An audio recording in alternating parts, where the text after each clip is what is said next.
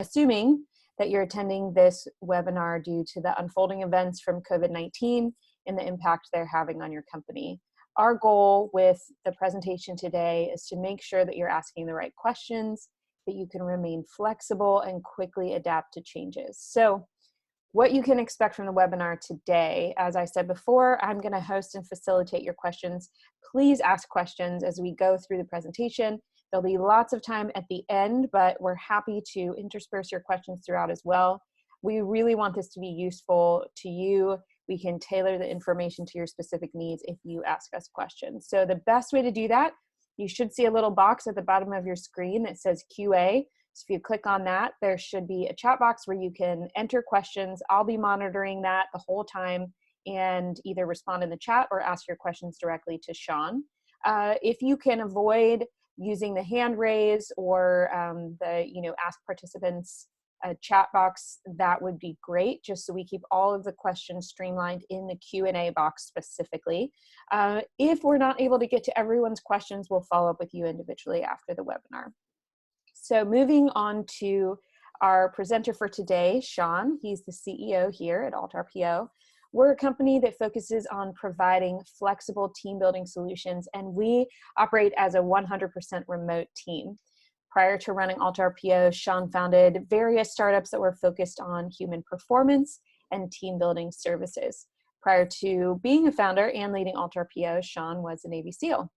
Sean has operated remote teams in some of the world's harshest environments, and he knows what it takes to quickly adapt to ever-changing situations. And we're all in this together. We're all experiencing the constantly changing environment that COVID-19 has thrust us into. So without further ado, I'll hand it over to Sean, and don't forget to pop your questions in the Q&A box. Great, thanks so much, Emily, and welcome everybody. Again, our goal is to get you as much information as you can in this time of uncertainty. So I want to personally embrace the lessons that have been forged on the battlefield and translate that into taking quick and swift action right now. Most companies are being faced with making immediate action, immediate decisions. It's tricky, right? Most companies are used to having some time to plan, and unfortunately, given the current situation, that is not possible. So as you see on the screen, COVID-19, it's an invisible enemy that is uprooting the way we do everything, and it's having a massive impact on how we're getting work done. So let's first cover our mission. So our mission as a group is to help you quickly transform your workforce to a remote work model. There is no one size fits all. So this is really, really depends on your situation. And obviously, we're not even transitioning into a normal remote work model. We have all sorts of other stuff and outside stresses that are occurring. So we're faced with extreme uncertainty. It's evolving daily. And right now, we do not have the luxury of time. You'll hear me say this multiple times throughout this webinar, taking swift action now. And it's important that you don't overplan. You follow us, you figure out a simple plan, and then you take action and you iterate on that. The time for drawing up big detailed plans is well beyond us at this point. So if our mission is to quickly transform your workforce, then let's first paint what mission success looks like. Success in this type of environment is getting the basics right. And I'm going to hound on that, getting the basics right. It is super easy to come up with very complex plans and try and lay them out. And when you're in a co-located environment, deploying that kind of a plan is challenging enough. When everyone is dispersed and there is no way to essentially get everyone physically in the same room, it becomes exponentially difficult. So there's plenty of challenges that you're going to be faced with, that every company right now is being faced with. But getting the basics right lays the foundation for your teams to be successful in this time of uncertainty. As Emily had mentioned before, the purpose of this webinar, it's not to outline a 5-step program that'll help transform your workforce overnight, because unfortunately there isn't one, and every single company, every single team is unique. Rather, our goal is to equip you with the internal team discussions you should be having right now that'll help you guide you forward. So let's first take a look at the 3 key challenges that you must get right to establish that foundation we just discussed. So when we talk about getting the basics right, these are the 3 things that you need to get right. First is communication, and that's the way your teams transfer information. Second is leadership. That's the way your team leaders manage each of their respective teams. And then the third is operational tempo. So you're going from a typical workday at the office to a remote work model, and it's a massive change. And maintaining a simple, flexible, adaptable mindset is critical to succeed in this environment. So for each of these 3 challenges, we'll dive in greater detail. We'll break each down into obstacles that companies typically face as they're trying to align on these 3 challenges or solve these 3 challenges.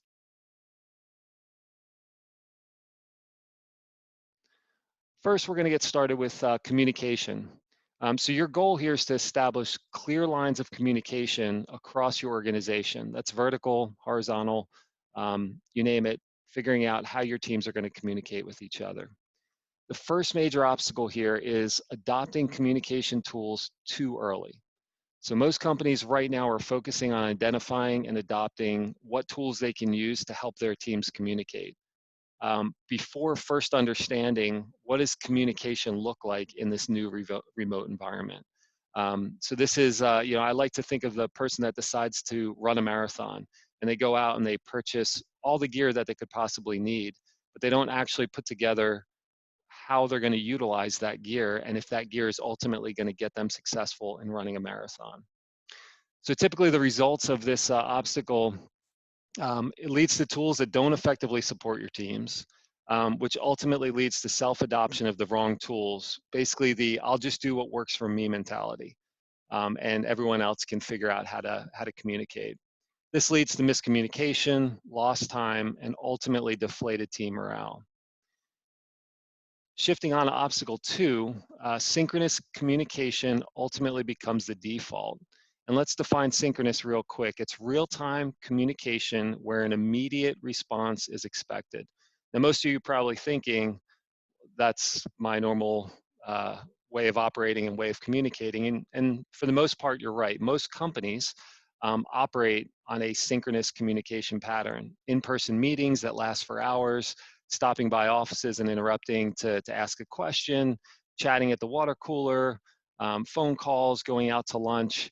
Those are all things that occur in a co-located environment, but that don't occur in a remote environment. And this is a huge obstacle because of that default, the default style, or I'm sorry, using synchronous communication as a default in most work environments.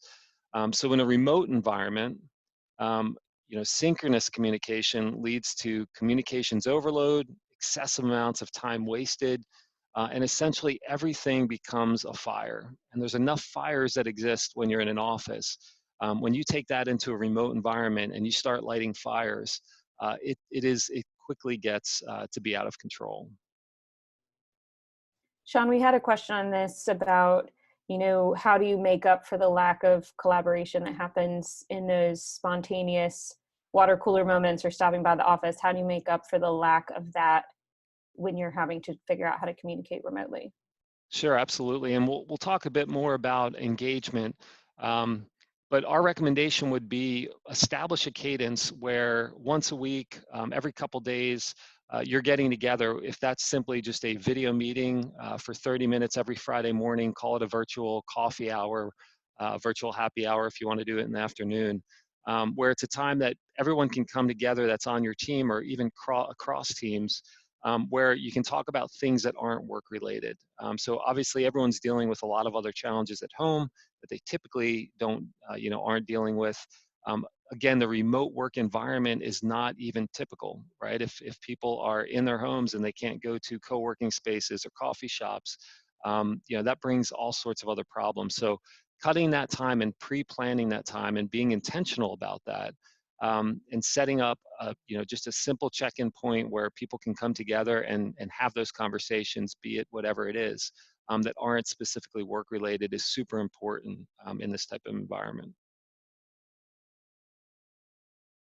It's a great question. Thank you.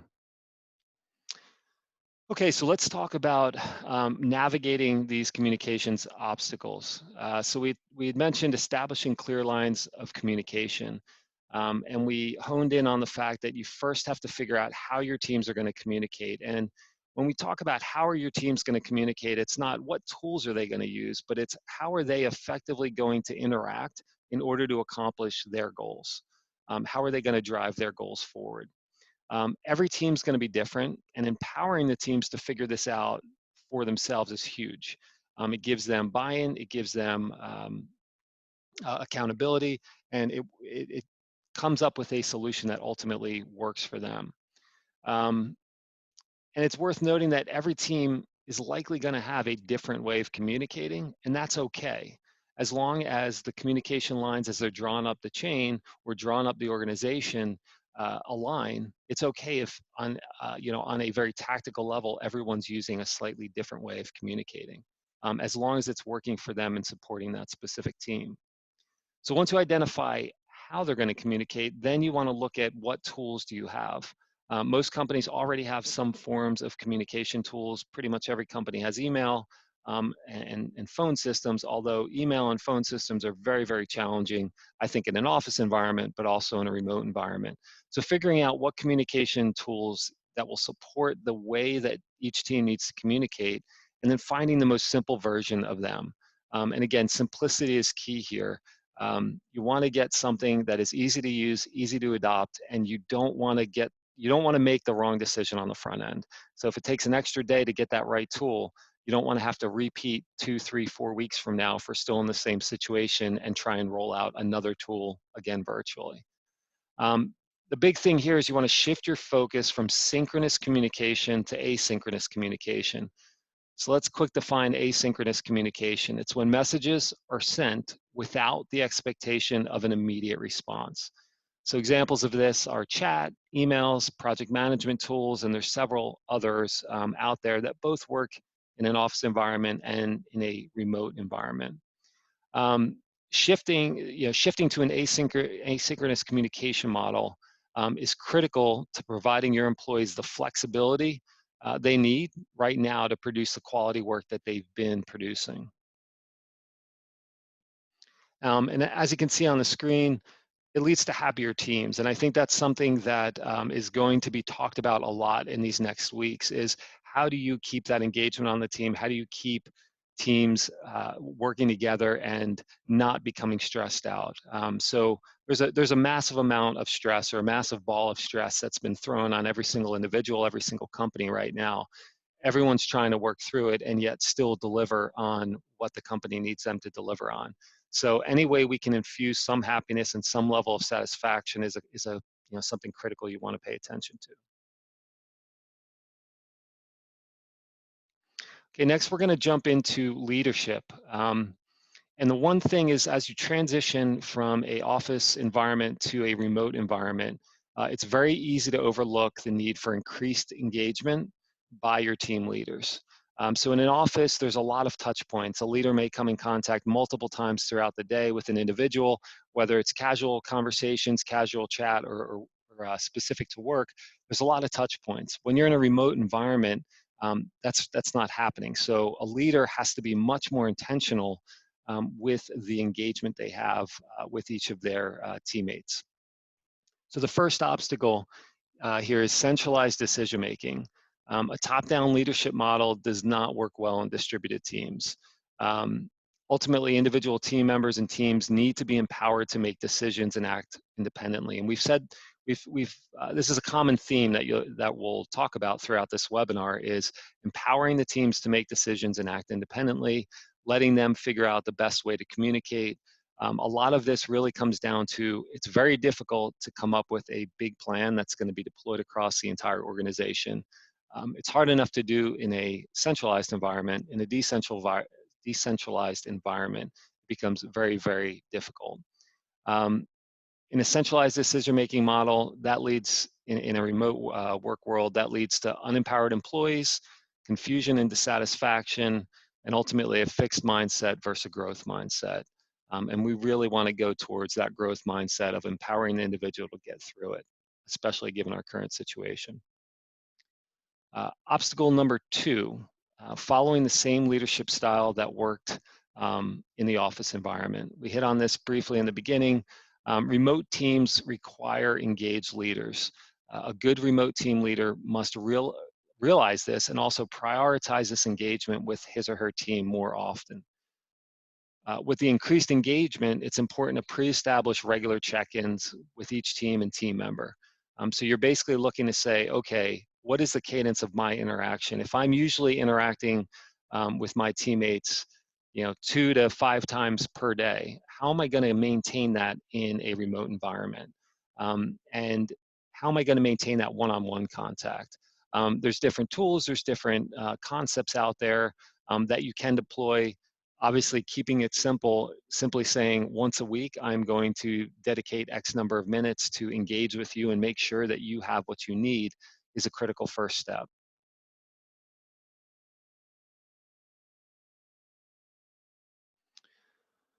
So navigating these leadership obstacles. So one of the most important things in a decentralized environment is painting what done looks like. So if I'm given a task, it might be very easy when I'm in an office to understand how completion of that task ties into the greater picture. In a decentralized environment, it's more difficult. So understanding first, what does done look like? So the task that I have at hand, when do I know I'm done, and when can I report that back up? Our recommendation in a decentralized setup is to have daily stand-up meetings, basically a maximum of 15 minutes, depending on the size of your team, and ultimately through video with everybody video on and engaged. And really the way these should work is each person would answer or state 3 questions. What they worked on yesterday, what they're working on today, and what's preventing them from accomplishing their work. This is going to help to uncover any obstacles that are impeding your team or your team's performance, and allows the team and the team leader to figure out solutions and get those obstacles removed prior to another day going by. So something to remember is to remove any and all busy work from your team leaders. So any extraneous meetings, any busy work, any reporting that isn't critical right now, you want to offload that from their plate so that they can spend their time engaged with each team member. You want them to be focused, and you want them to manage that increased demand that each team member is going to have in order for the team to be successful. And as we mentioned before, at a bare minimum, you want to look to have weekly touch points, but once a month, you want to do a full-on leadership check-in where you're providing performance and feedback, and also listening to their concerns as well. Sean, 2 quick questions. Can you Sure. give an example of that paint what done looks like communication? Sure. So if I'm giving a specific task to a team member, I want to give how that task is going to be measured, or what that deliverable should look like. So it's a bit more clarification, I think, than typically exists in a office environment. Again, if you're going from collaborating in a in-person meeting and then shifting that out, to a distributed workforce, you really want to make sure that what you're working on is actually what you should be working on. And there's no one that's looking over your shoulder or stopping by your desk to check on you and make sure it's going right. Great. The other question is, with the increased team leader engagement, I know you mentioned weekly and monthly check-ins and performance reviews and feedback. Do you find that as a leader that's leading a remote team that you have to have a balance of personal and business check-ins because you don't have the day-to-day office interaction to build the personal rapport? Or how do you manage the balance of business and personal when you're checking in on your team? Sure. Great question. So I think once a month is really where you want to focus on the business side of it.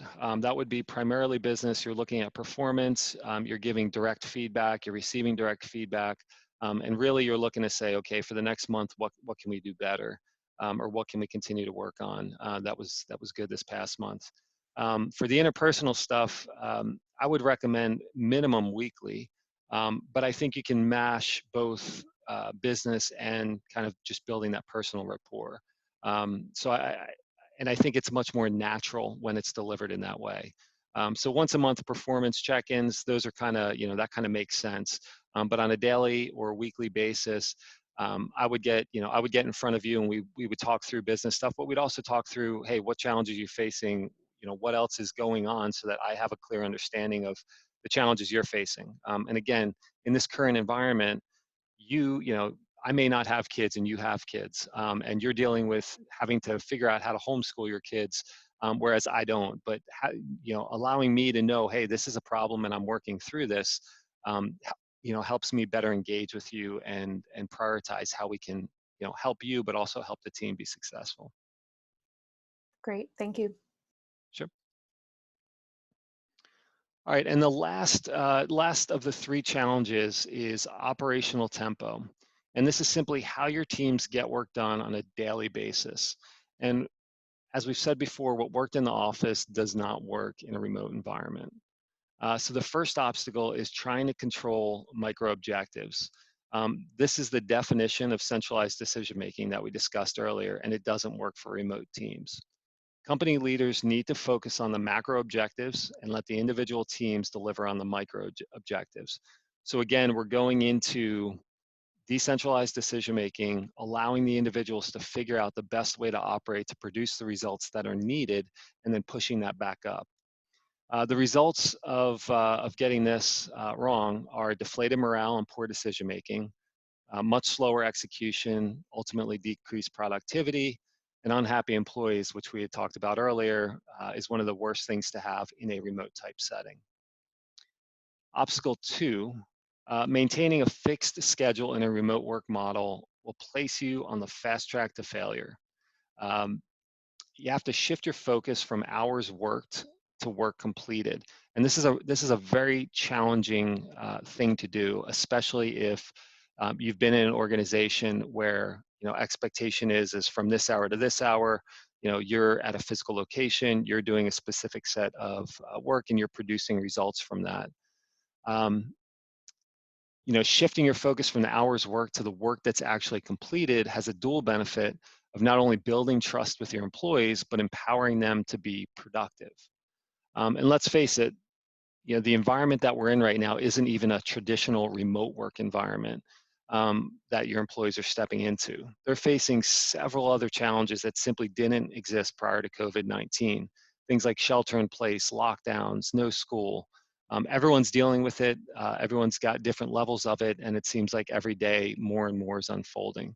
So bottom line here, we want flexibility and adaptability in everything we do.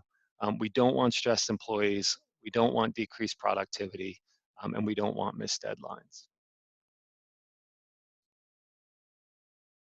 So navigating the operational tempo obstacles, collaborate early and often. Now is the time to start collaborating. And this, collaboration empowers the individuals, it empowers the individual teams, the team leaders, and all the way up. So it's not just one section of your company that should be collaborating, essentially every division, every team, whatever your smallest unit of operations is, should be collaborating around how best to work in this type of environment. Ensure that each team has clear and measurable goals. Make sure they're outlined, make sure everyone understands what done looks like.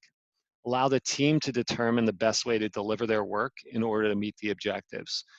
So again, give them the freedom to figure out how the work is done and to do the work versus requiring them to be, in front of a computer from 1 hour to the next. Allow the teams to ultimately set their operational tempo and let them define what a normal remote day is going to look like for them, even if that's different across your organizations or across your teams.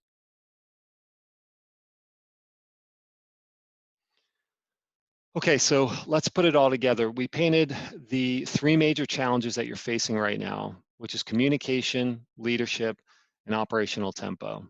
We explored the obstacles that exist with each one of those challenges and basically the results of making the wrong decisions. Now that you understand the challenges and the obstacles that exist, let's look at where you can focus your energy right now.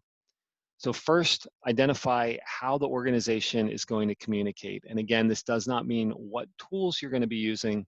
It simply means how is communication going to flow between individuals, between teams, between the organization. Next, identify the simple tools that can be used to support this communication. Again, keep it simple. There's plenty of time to get complex. We don't know if this is going to be a 2-week exercise in working remote, could be a 3-month exercise in working remote, and some companies may find that this is the new way of doing business. So keep it simple. You can always get more complicated later on. Ensure each team has clear goals that are measurable and time-bound. Again, empowering them to figure out how they're going to solve, how they're going to reach those goals is critical in them being successful in reaching them. Allow your teams to determine how they're going to deliver the results. So what is their operations tempo going to look like on a daily basis to get the work done that the organization needs? And then next, empower your team leaders to lead. So they need to take a much greater leadership position in a remote environment. So offload the unnecessary busy work, give them the time to focus on each individual and on engaging with them and ensuring that the team is moving forward. And finally, there's no perfect plan. You just simply have to take action now. So as Emily said at the start of this, we don't have time to bring in a management consulting company and figure out the best way to go remote and then develop a plan and roll that out over the next several months. Most companies are having to do this in 1 day or in 2 days. So there is no perfect plan. Keep it simple, take action.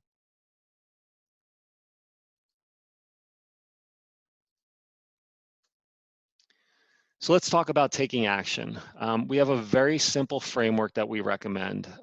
There's various different versions of this out there. We think that given a remote work model, what we've done in the past, and bringing all the experience that we've had to bear, we think this is one of the better frameworks to follow. It's simple, and you can take and continuously take action in the face of a rapidly changing environment. So the first thing to do is simple planning, right? Leverage the power of design thinking. We're going to send out some additional information after this, but the idea of getting your team together and letting them collaborate on how they're going to work, how they can best produce the work and continue to provide the results that they've provided. Doing that in a 2 to 3 hour workshop is critical, and it brings individuals together, it empowers them. You can do this within your teams, across divisions, on your leadership, and your management levels as well. They also can be facilitated in a 100% virtual environment. So for those that are still in an office, getting ready to or expecting that they're going to have to transition, you could do it in office. For those that have transitioned already, this is practical and can be done in a 100% virtual environment. Next thing you do is once you have that plan, and again, we're talking 2 to 3 hours. A plan is developed in 2 to 3 hours. You then take action. There's no perfect plan. You simply act and then you adapt. So you take action and then you iterate. Our recommendation is every 2 weeks, your team should meet to discuss the plan and the actions that were taken to date. During the meeting, you should answer the following 3 questions. What's working for us? What's not working for us? And what should we change? From that, you should update that plan, and then you should go right back into taking action. And then the last stage is repeat, just continuously doing this every 2 weeks. It's micro changes. At the end of the day, you're making micro changes over the course of several weeks. If this, depending on how far this pandemic spreads, this could be months. You're going to have a very robust plan that exists, that's been deployed and is working for your organization.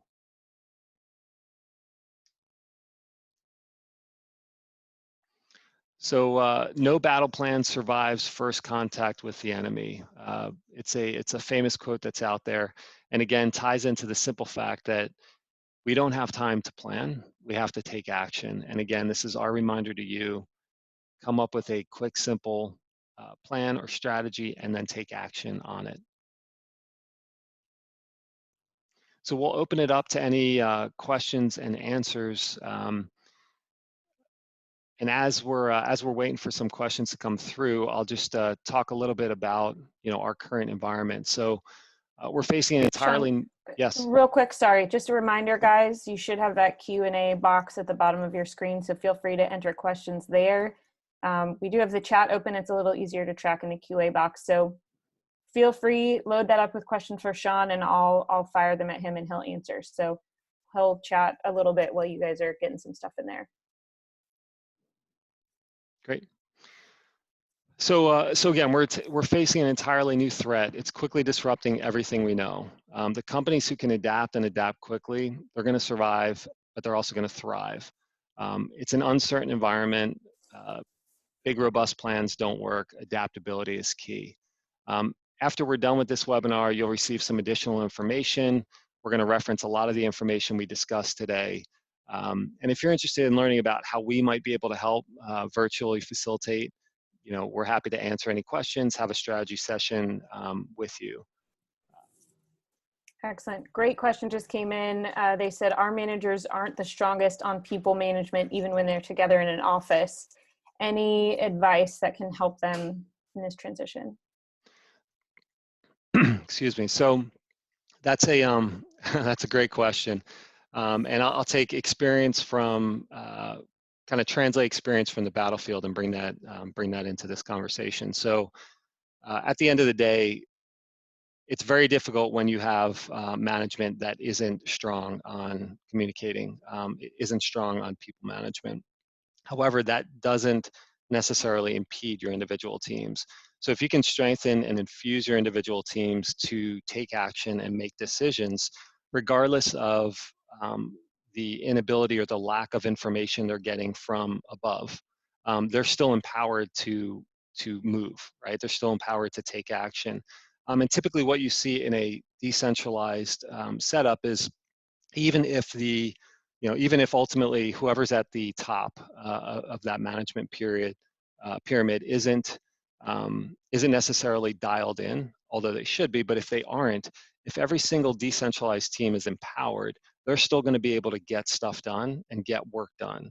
And I'm hoping that answered the question. So, at the end of the day, empowering your smallest unit of employees, right? So whatever that looks like for you, whatever the smallest team size is, empowering them to make decisions and figure it out for themselves. Quite frankly, they can solve that for themselves. They can figure out how to operate and how to engage.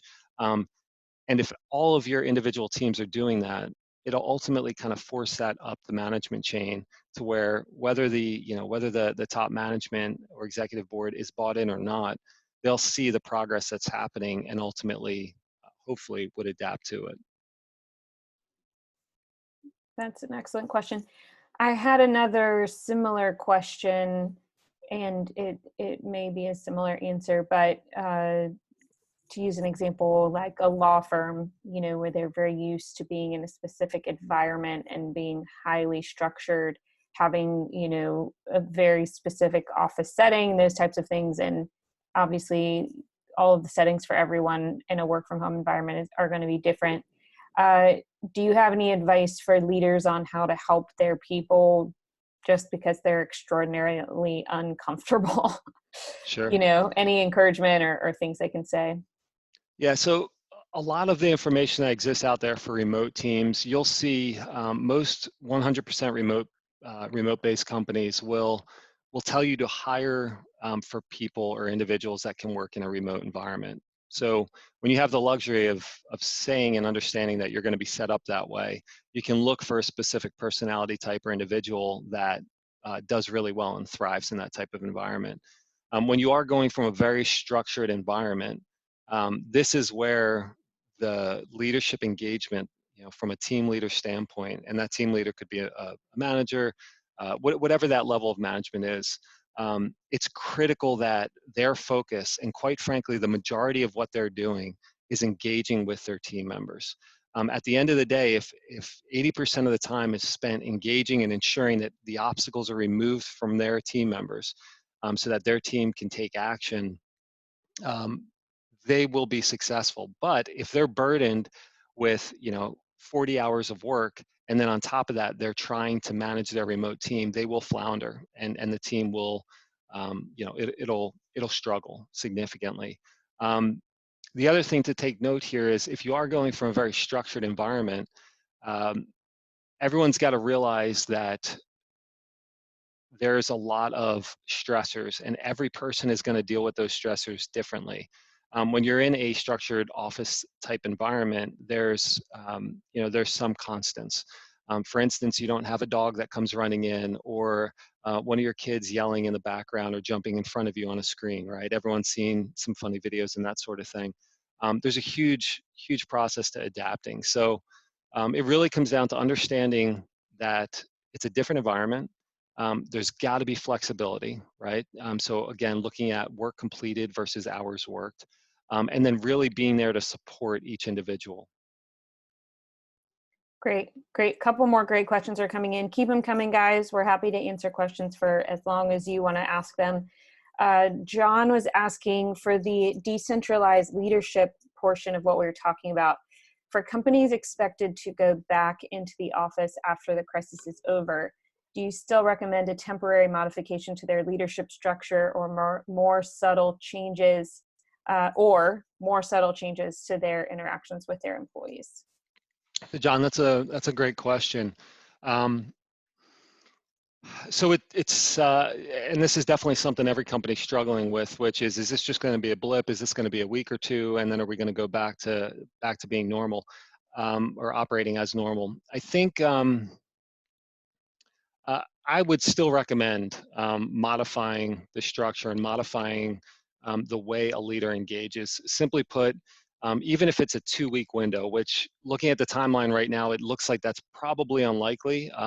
We're all hopeful that it isn't, but looking at the data out there, it looks like it's going to be longer for that. I think what you'll see is when you're forced into a remote environment, not only is it remote, but because it becomes decentralized, um, everybody starts having to figure out how they fit in, and that's where that empowerment piece comes into play. Um, and I think the result of that, the result of the fact that each individual is going to have to figure out what works for them, how they can get their work done with all the craziness that's going on in their lives, is actually going to make them more productive um, than before. So I would still recommend the temporary modifications. And I think what you would see is, depending on how long this goes for, that even if you do shift back to the traditional office setting, a lot of what's been gained, I think, will carry back into the office setting and actually make you operate more efficiently and more effectively in the office. Yeah, great question. I've heard that people predict that there might be waves of quarantine and not. So even having those structures ready to go, whether you have to use them now or in the future, is probably a good idea. Susie had a great question. Can you talk a little bit more about the 2 to 3 hour workshops? What kind of questions do you ask? What kind of topics do you cover for those design thinking workshops with your team? Sure, absolutely. And we will supply some references after this. So there's a pretty simple framework to follow when it comes to collaborating with a group of individuals. And Stanford's done a lot of work